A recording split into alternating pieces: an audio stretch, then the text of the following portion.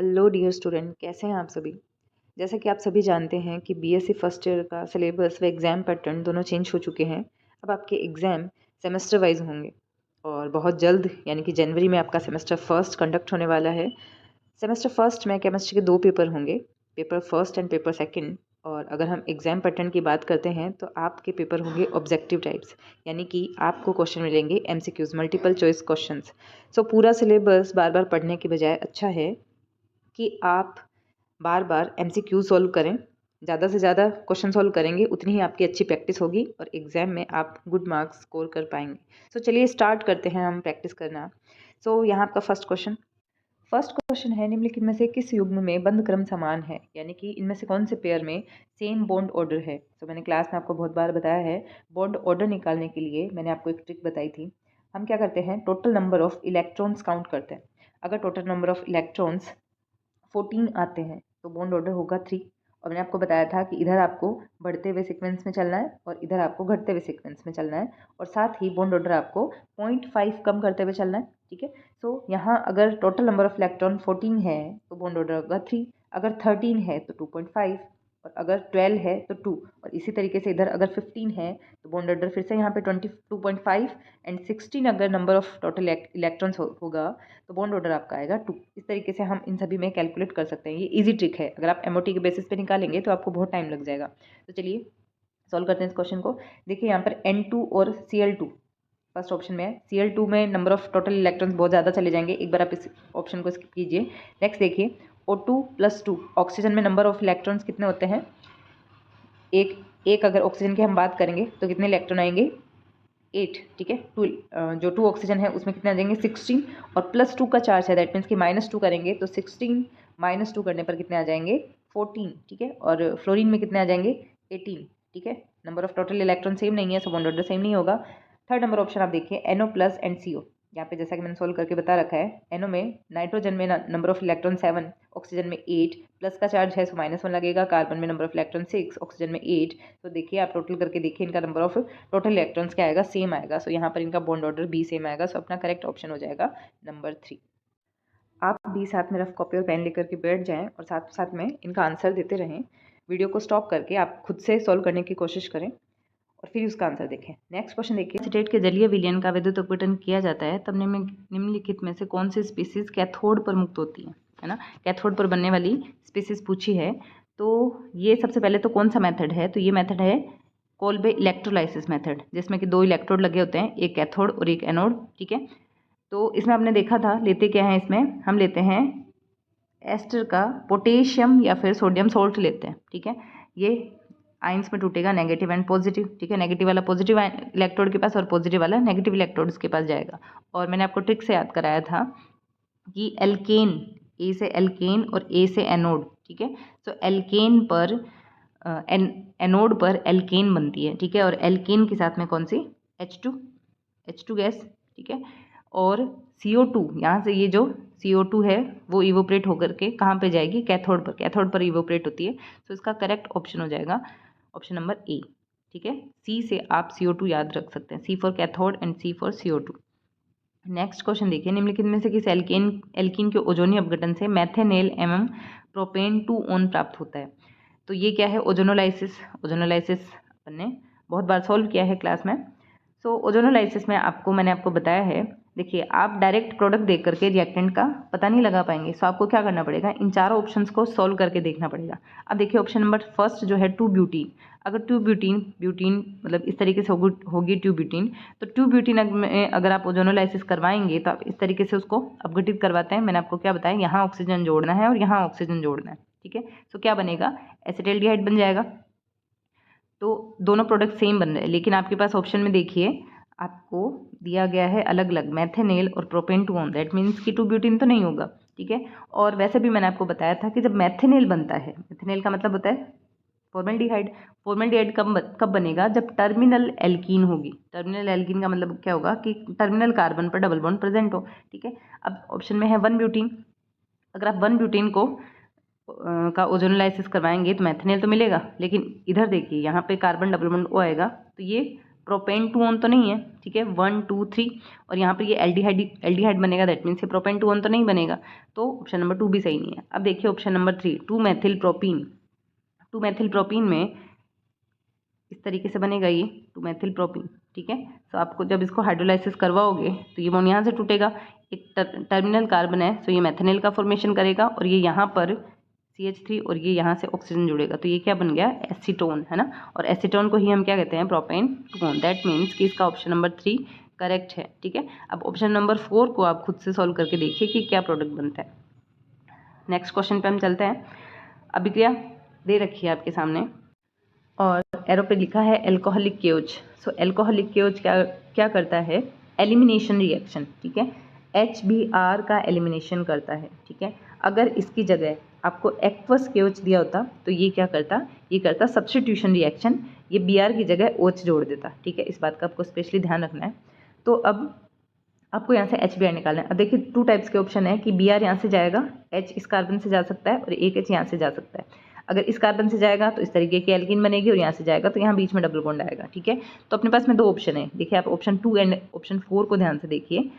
ये 2 टाइप के ऑप्शन या प्रोडक्ट बन सकता है, लेकिन सेट-जेफ रूल क्या कहता है, सेट-जेफ रूल कहता है कि वो एल्कीन ज़्यादा मात्रा में बनती है जो कि अधिक प्रतिस्थापी होती है, यानी कि मोर सब्स्टिट्यूटेड एल्कीन ज़्यादा मात्रा में बनती है। सो यहाँ पर मोर सब्स्टिट्यूटेड कौन सी, ऑप्शन नंबर 4, ठीक है। सो अपना करेक्ट आंसर ऑप्शन नंबर 4 हो जाएगा, ठीक है। आई होप कि आप साथ साथ में सॉल्व कर रहे हैं, ये आपको फाइनल एग्जाम में बहुत हेल्प करने वाले हैं। तो आप मेरे साथ बने रहिएगा मेरे चैनल पे, हम इसी तरीके से कोशिश करेंगे कि डेली या फिर एक हफ्ते से हम कुछ ना कुछ क्वेश्चन सॉल्व करें, ठीक है। नेक्स्ट क्वेश्चन पे चलते हैं।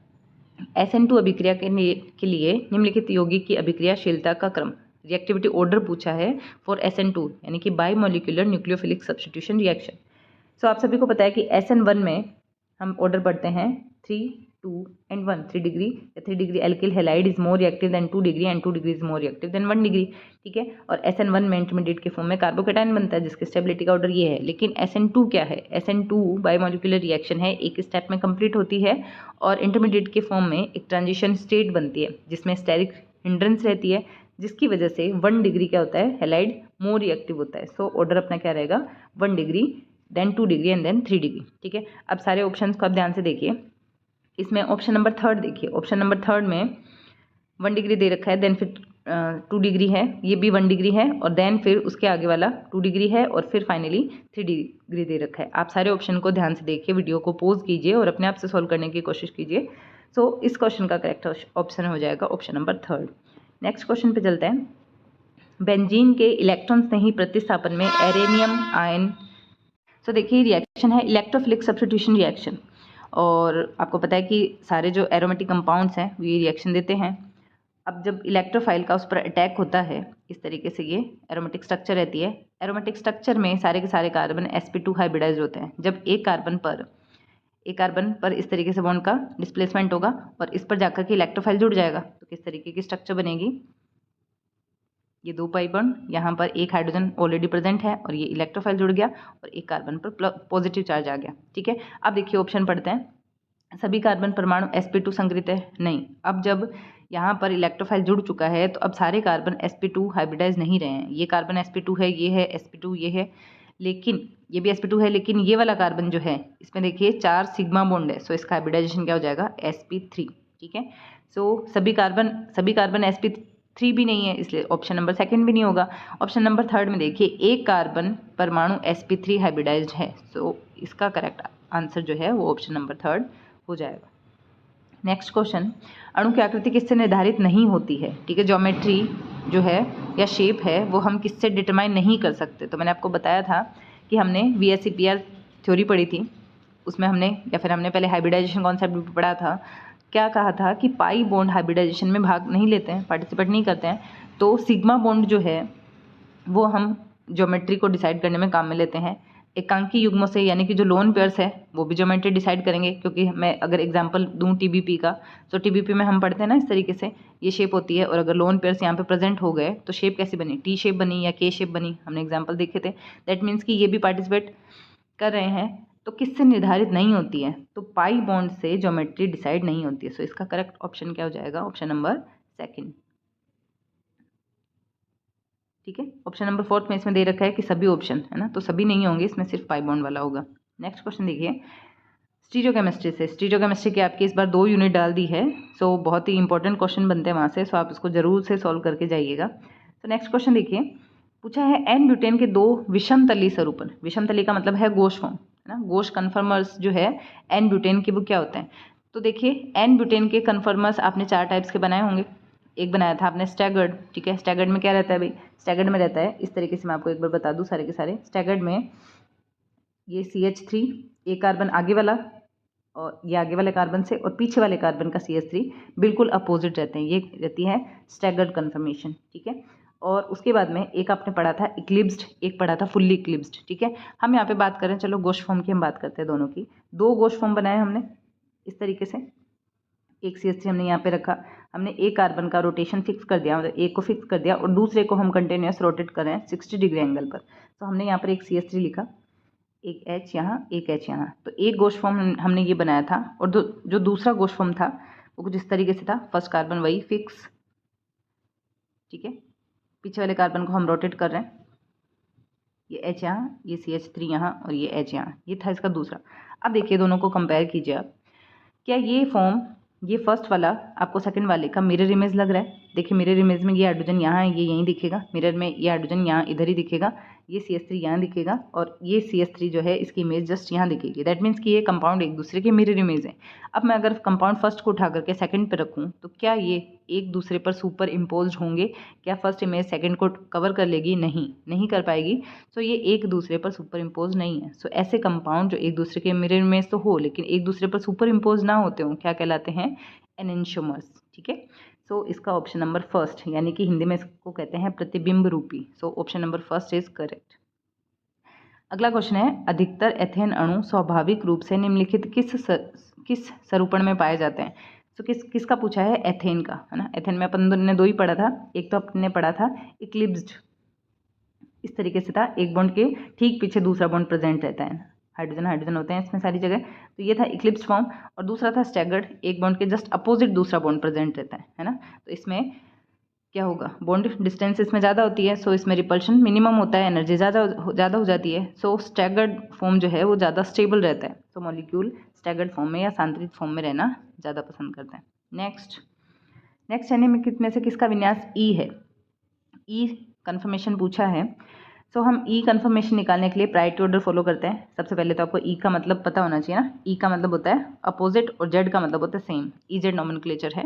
ई का मतलब होता है अपोजिट और जेड का मतलब होता है सेम साइड। सो अपोजिट साइड वाले कंपाउंड अपन को सर्च करने हैं। कैसे देखेंगे, एक कार्बन से लगे हुए दोनों कंपाउंड की प्रायोरिटी ऑर्डर डिसाइड करते हैं। सो फर्स्ट वाले में हाइड्रोजन और Cl में से आप किसको प्रायोरिटी देंगे, Cl को, क्यों, higher the molecular weight higher the priority, ठीक है। और Br और Cl में से किसका मोलिकुलर वेट ज़्यादा है, Br का, तो किसको प्रायोरिटी मिलेगी, Br को, ठीक है। तो इधर Cl को इधर Br को। आपको सिस ट्रांस नहीं बताना है यहाँ पर, ध्यान रखिएगा, गलत मत कर दीजिएगा आंसर को, ठीक है। तो इसका ऑप्शन नंबर फर्स्ट करेक्ट हो जाएगा।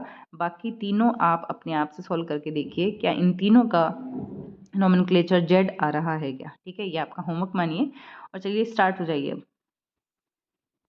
नेक्स्ट क्वेश्चन है, निम्नलिखित में से किस समावयवों को एकल बंध के घूर्णन से एक दूसरे में परिवर्तित किया जा सकता है। Which of the following isomers are interconvertible by rotation about single bond, ठीक है। सिंगल बॉन्ड के रोटेशन से हम किसे इंटर कन्वर्ट कर सकते हैं, तो कन्फर्मेशंस या कन्फर्मेशनल आइसोमर्स ऐसे होते हैं जिन्हें हम हिंदी में कहते हैं सरूपणीय समावयवता, ठीक है। 2 प्रकार के पढ़े थे अपन ने, कन्फर्मेशनल एंड कॉन्फिगरेशनल, है ना। तो सिंगल बॉन्ड का रोटेशन किस में पॉसिबल होता है, कन्फर्मेशनल में, ठीक है। सो इसका करेक्ट ऑप्शन हो जाएगा ऑप्शन नंबर 3, ठीक है। सो आज के लिए इतना ही। आई होप कि ये वीडियो आपके लिए हेल्पफुल रहेगा, आपको एग्जाम का पैटर्न थोड़ा आइडिया हो जाएगा और आपकी प्रैक्टिस बनी रहेगी। So thank you for watching.